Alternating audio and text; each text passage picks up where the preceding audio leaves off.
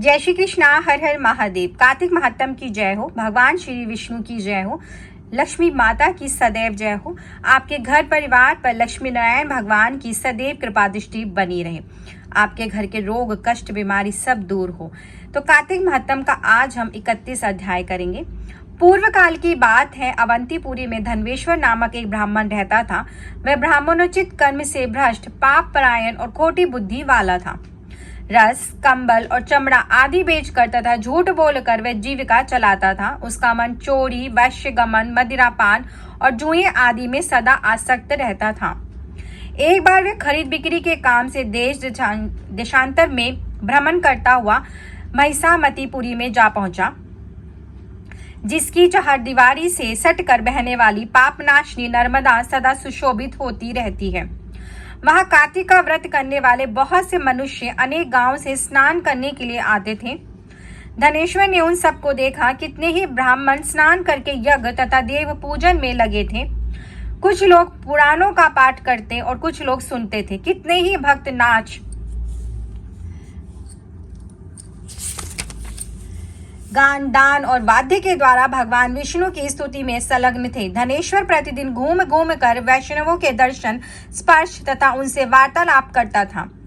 इससे उसे श्री विष्णु के नाम सुनने का शुभ अवसर प्राप्त होता था। इस प्रकार वह 1 मास तक वहां टिका रहा। कार्तिक व्रत के उद्यापन में भक्त पुरुषों ने जो श्री हरि के समीप जागरण किया, उसको भी उसने देखा।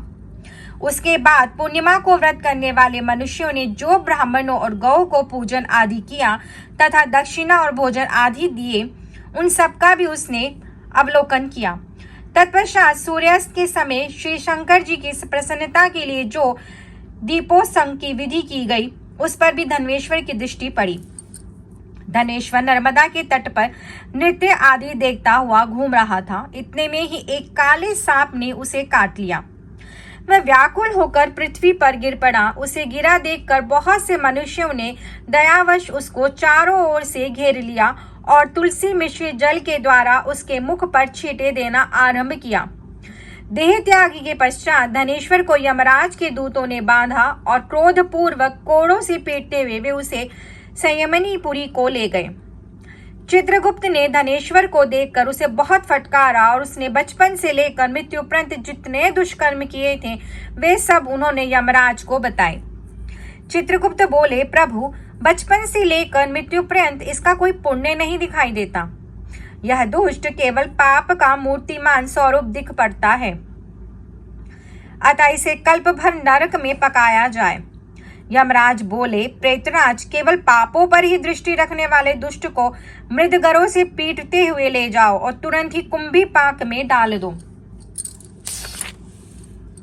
यमराज की आज्ञा पाकर प्रेतराज पापी धनेश्वर को ले चला। मृदगरों की मार से उसका मस्तक विदीर्ण हो गया था। कुंभी पाक में के तेल के खौलने का खलखल शब्द हो रहा था। प्रेतराज ने उसे तुरंत ही उसमें डाल दिया। वे ज्यों ही कुंभी पाक में गिरा, त्यों ही उसका तेल ठंडा हो गया। ठीक उसी तरह जैसे पूर्व काल में भक्त प्रहलाद ने को डालने से दैत्यों की जलाई हुई आग बुझ गई थी। यह महान आश्चर्य की बात देखकर प्रेतराज को बड़ा विस्मय हुआ। उसने बड़े वेग से आकर यह सारा हाल यमराज को कह सुनाया।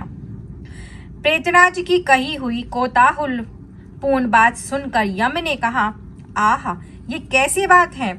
इतने में ही देवर्षि नारद हंसते हुए बड़ी उतावली के साथ वहां आए। यमराज ने भली भांति उनका पूजन किया।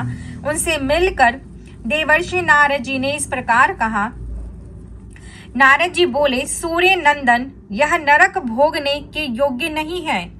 जो पुरुष पुण्य कर्म करने वाले लोगों का दर्शन, स्पर्श और उनके साथ वार्तालाप करता है, वह उनके पुण्य का 6वां अंश प्राप्त कर लेता है।